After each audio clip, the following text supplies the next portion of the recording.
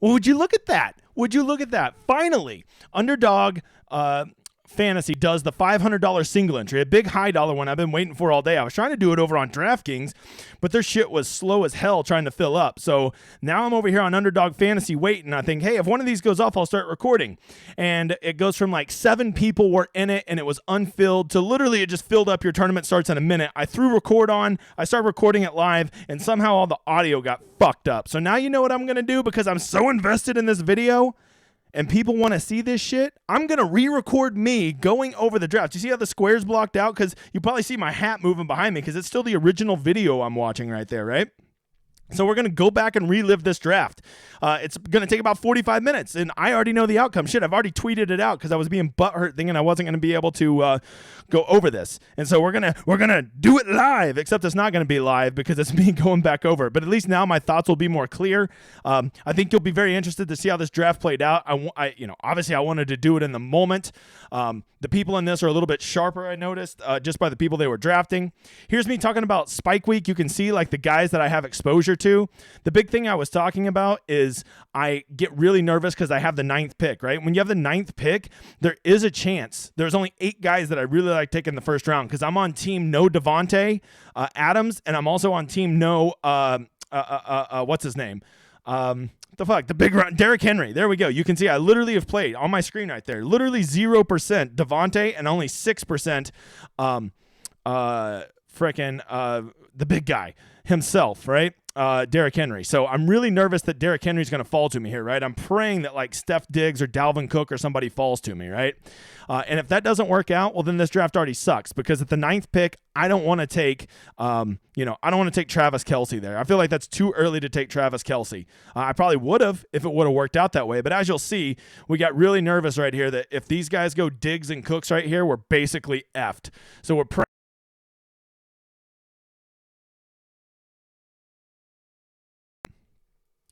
I really enjoy what these builds look like whenever I get a running back in the first round. There's just so many wide receivers that I love in that 5 through 8 range, rounds 5 through 8 range. Really, I should take that back, 4 through 8, that I really wanted to get a running back in the first round or at least a super elite receiver. Number 7 took Derrick Henry. We're pumped. We're pumped right now. No, in worst case scenario, we're taking Cooks here. So we're very happy to take Dalvin Cook here. On this turnaround, I will tell you, I'm not a Najee guy. I'm not an Aaron Jones guy. And I've already said I'm not a Devontae guy. So, like, my dream picks right here are like Alvin Kamara, Saquon Barkley, or CeeDee Lamb getting back to me in the second round with, I guess, what would that be? The 4th pick of the second round. So we're just sitting here waiting, hoping that one of these guys gets back to us. Hoping some guys take Najee Harris, hoping some guys take Devontae Adams, because if they start taking those guys, then we're going to not just have somebody fall to us, but we'll have our choice of who we want, right? So right now there's 3 guys ahead of us. There's 3 spots. We just need one of these guys to take Najee or Joe Mixon or Aaron Jones or somebody like that, and then we'll kind of get one of our guys for sure. So once again,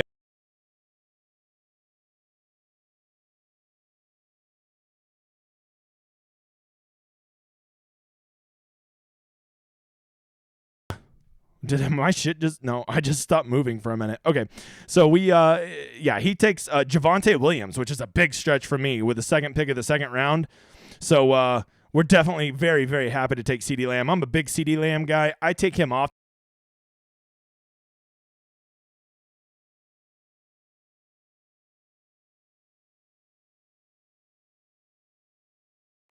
Man, it is a hot disaster.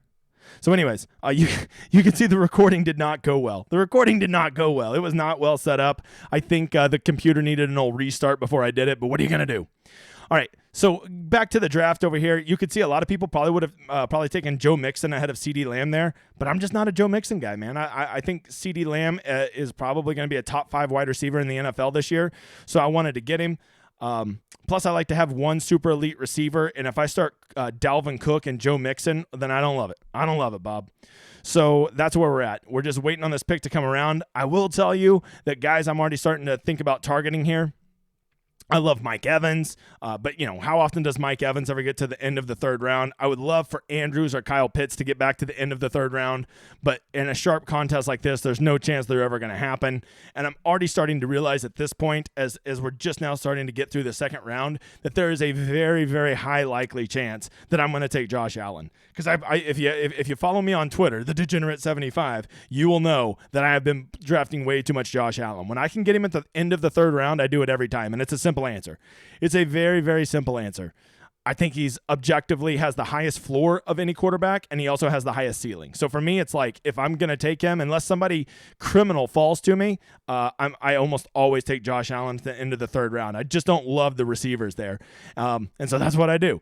And so we are sitting here waiting. You can see I'm currently moving Josh Allen up to the top there, saying that's my dude.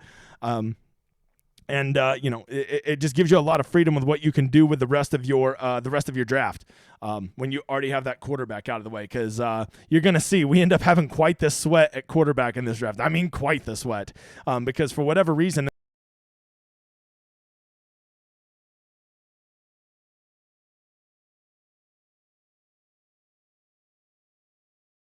kind of shocking, actually. And so, you know what we're going to do? You know what we're going to do? I guess we don't have to watch this whole thing. We can just kind of skip forward a little bit, right? We're going to turn this into a much shorter video. Let's see here. Let's get over. So you can see I'm back over here talking about, all right, our pick is coming up here. We are just a little bit away. We're getting back over here. We're 2 picks away. We'd probably be very happy with Michael Pittman. You got to consider Nick Chubb here because Nick Chubb's a pretty good value falling this far.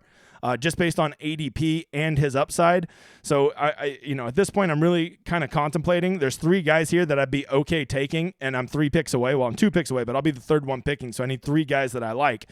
I really like Pittman. I think Pittman's a fucking stud. I've been happy to take him, but Pittman goes right there. So now you've got Sniper. Basically, whoever he doesn't take here, Allen or Chubb, I'm going to take. I'm pretty happy. And he doesn't take either of them. And it puts me in a conundrum. But I told you I'm a Josh Allen slut, so I give the tiebreaker to Josh Allen. Very excited. You probably see my arm waving around in the background of this video. And so now we're coming up to this. We're going to be coming up to the elbow pick. If you're thinking, ooh, I hope you get to stack him with Davis. Don't, brother, because Davis went way back here in the middle of the third round. He went before guys like Pittman and Moore and Sutton and all kinds of guys. Crazy pick. Like, this is me looking for him right here on the screen. I'm like, where's my boy? Where's Davis at? Where's Davis? Did he already get drafted? Did Davis get drafted? Yeah, he did. He got drafted with the 5th pick in the third round. What?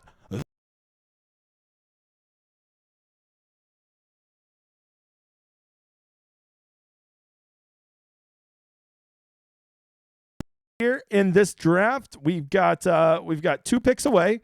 And it's coming up on us, and I don't love anybody. I don't love these receivers. I feel like all these receivers, Waddle, Judy, McLaurin, even Amon-Ra St. Brown, who I like, are all a bit of a reach here, right? And I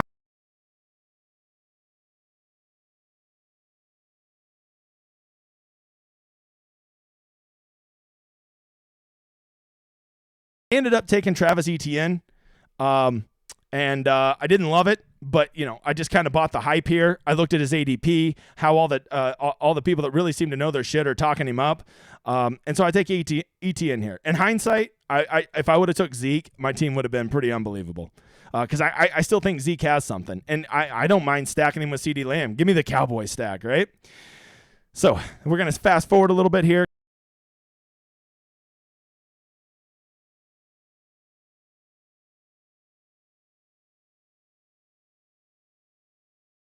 Happy as fuck. 3 picks away, 4 picks away, 1 pick away. So right now we are realizing that we got 2 strong running backs. We've got a quarterback and we only have 1 receiver. And when you only have 1 receiver in the first 4 rounds, it is time to get after the wide receivers. And so you can see I went and starred all the wide receivers I like there. And I really had to start looking I had basically decided that rounds 5 and 6, the elbow pick, were both going to be receivers. So it basically just came down to who did I like the most. For me, I'm a big Brandon Ayuk guy, so we're going to go Brandon Ayuk here. We needed receivers. We had to start stacking receivers.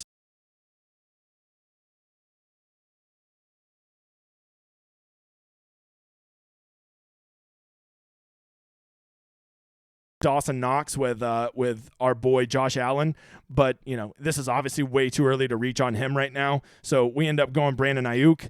Fast forward just a hair here. You can see we're back up in just a minute. We're looking at another wide receiver here. Who are we going to take? I end up going DeAndre Hopkins. I think he's just objectively the best talent out there. And yes, I know he's out the first 6 weeks, but man, you can't pass out on talent on that. I'm playing a 17-week game, brother. I ain't playing a 6-week game.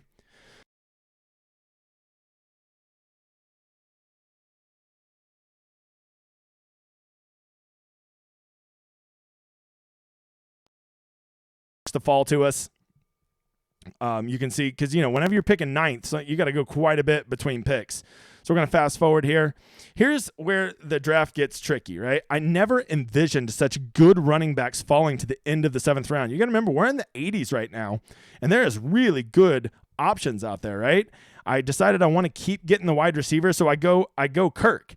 And I had already decided that I was going to go Dawson Knox here. I was going to reach and take him probably a round too early because I really wanted to have that bill stack. But here's the problem I ran into. 2 running backs in particular just kept falling. 2 running backs I like quite a bit, Pollard and Stevenson. 2 guys that I think have a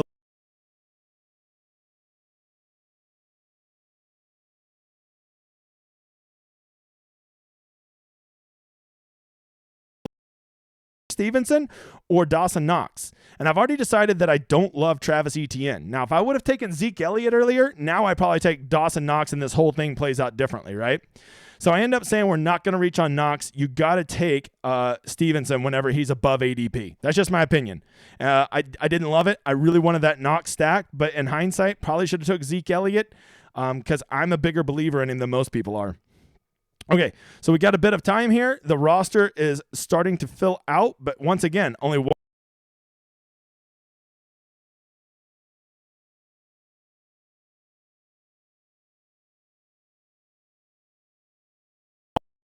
wide receivers we love out there. It's getting tricky. And we also still don't even have a tight end. And no backup quarterback, and we're realizing that everybody is really starting to take quarterbacks in these next couple rounds. They're going to just start taking all the good backups. Let's see here. I'm trying to remember. I can't even remember off the top of my head who we took here. Let's see. Oh, yes, I remember who we take here. So this is where I decide, you know what? If we're going to run with the Bills, if I'm not going to get Dawson Knox in the stack, I'm just going to start that's why I wanted to take Devin Singletary right there, but Sniper sniped him from me, fucker. And so I'd say, well, you know what? Let's play perfect world, and let's assume that Devin Singletary, maybe gets hurt or doesn't have a good year, and James Cook takes over at the end of the year. A James Cook, Josh Allen stack come playoff time sounds pretty awesome. I also think Isaiah McKenzie is definitely going to beat out Jamison Crowder for the next pick. You can see I'm searching Cook here. I've literally only played him in 7% of my lineup, so he's not a guy that I have a ton of exposure to. So that lets you know I don't play that guy a whole lot, and now I'm just hoping, I'm pretty confident McKenzie will get back to me because we're reaching for him here. So we're going to go ahead and take Isaiah McKenzie and start the Bill stack here. Yeah, you see I just took Isaiah McKenzie there, and so now we have 3 Bills. We're liking the roster. We're really strong at wide receiver, and we have all kinds of home run ability at running back. And if you're thinking, you got to have more proven guys, man, you draft your team like you were trying to assume everything goes perfect for you, right? Okay, that's what you do. I will tell you this. In the big $25, the biggest difference is you want to draft everybody like everything's going to go perfect. But in one like this, where there's only a few hundred people in it, you have to be very open to the idea that that maybe you're going to need a handcuff. And so I noticed people taking handcuffs, and the more I thought about it, I was pretty warm to some handcuffs. So when we get to this point of the draft right here, when I already have Travis Etienne, and then I start to see some running backs falling, and I'm still not convinced that we're strong enough at running back right now with no great wide receivers there that I want. I really start to think about, do I want James Robinson to be my handcuff for Travis Etienne? But at the same time, you got to remember we also have 0 tight ends, and you don't want to have huge holes in your roster on a $500 lineup, right? So in my opinion, I feel like James Robinson, I've been hearing good reports. I figure between him and Etienne, one of them is going to be a superstar this year. It's weird to do a handcuff. I literally don't think I've done any in any of my $3 or $25 lineups, but in a $500 lineup, it just made too much sense. I sat there, I think it through. You can see the clock running down, getting very nervous on the time right there, right? And we end up going with... Well, we took him. We took the handcuff, right? Which seems so strange to me to take. Fast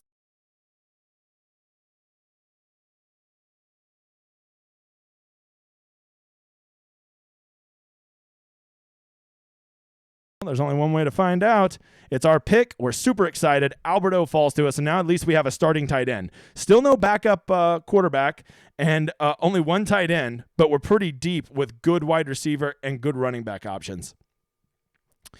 Let's see. So let's fast forward a bit here. Keep fast forwarding. This is the problem with the 9th pick. You got to go quite a ways between picks. All right, so right here we are 2 picks away. We are really looking to start building some more depth at wide receiver. I really wanted to get Wan'Dale Robinson here, but of course, when there's a guy named Sniper in front of you, you know the fucker's going to snipe you. And so pretty sure he takes Wan'Dale here, even though he still doesn't even have a quarterback at this point. And then I decide if he snipes my guy, I'm going to snipe Daniel Jones coming back.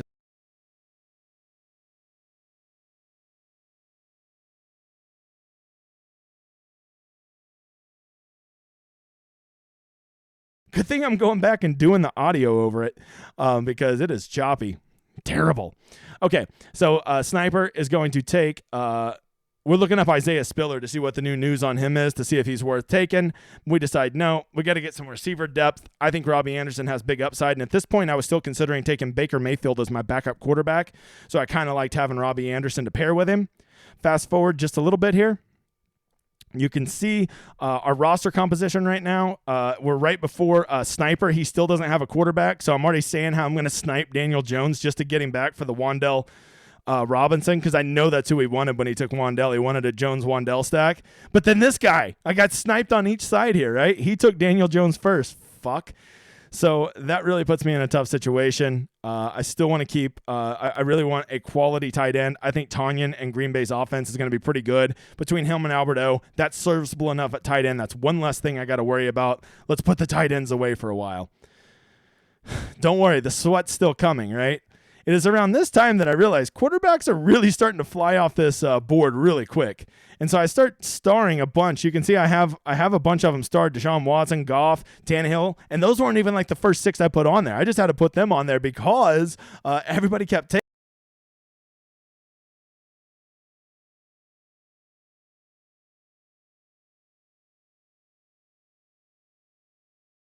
and Sammy Watkins both have some upside. And, you know, my wide receivers aren't super deep right now. We only have 6 wide receivers at this point. My ideal roster construction for most lineups is 2 quarterbacks, 2 tight ends, 6 running backs, and 8 wide receivers. That's kind of what I like to be.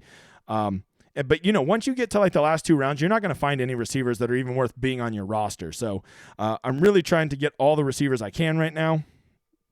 You can see we got a pick coming up here. I'm pretty sure we are going to go, well, I mean, I guess we'll find out, because to be honest, I can't remember. I think I'm pretty worried that old Sniper McSnipe's going to snipe me again here. I'm going to take a quick drink of water during my analysis. All right. So let's see here. So I end up taking Alex Pierce. I want to keep getting receivers. I feel like Indianapolis is going to have a efficient offense, so I end up taking him. And on this turnaround, I'm thinking to myself, I'll kind of just take whoever falls to me here. Sadly, Sammy Watkins does fall to us, and I feel like Sammy Watkins was the last draftable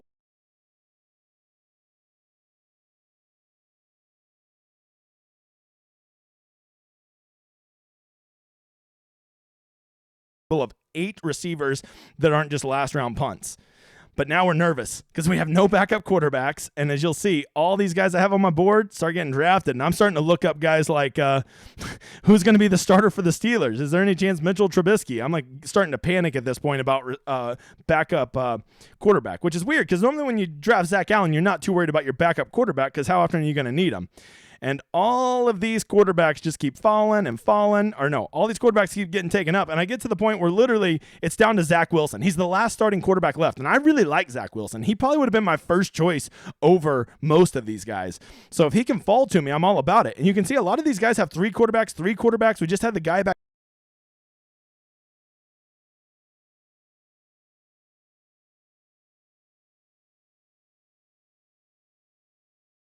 Falls to us, and when we get Zach Wilson, I really start to like my roster, right?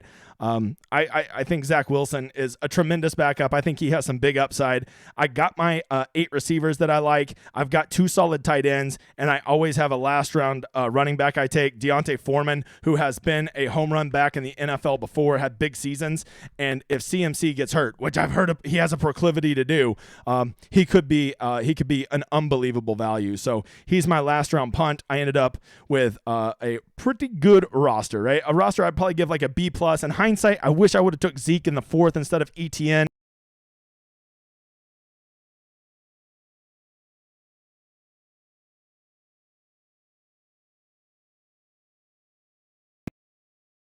Ended up being pretty good. So this was a 45-minute draft. You can see I'm breaking it down here.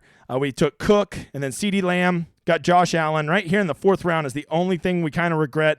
Probably should have taken Zeke there. And then, I don't regret. Some people might not like the stretch on Brandon Ayuk, but I think he's objectively better than a lot of these other guys. DeAndre Hopkins, I just think he's a wide receiver 1 once he gets back. Cardinals are going to have a great offense. And then I just really like the depth. So was it a perfect draft? No, but when you're drafting against 11 guys that are willing to put up $500, you best believe they're not going to be slapdicks. So that is the very fast-forwarded version of my draft. It actually took 45 minutes. This video is just a hair over 20. I hope you've enjoyed it. If you want me to do more of these, don't worry.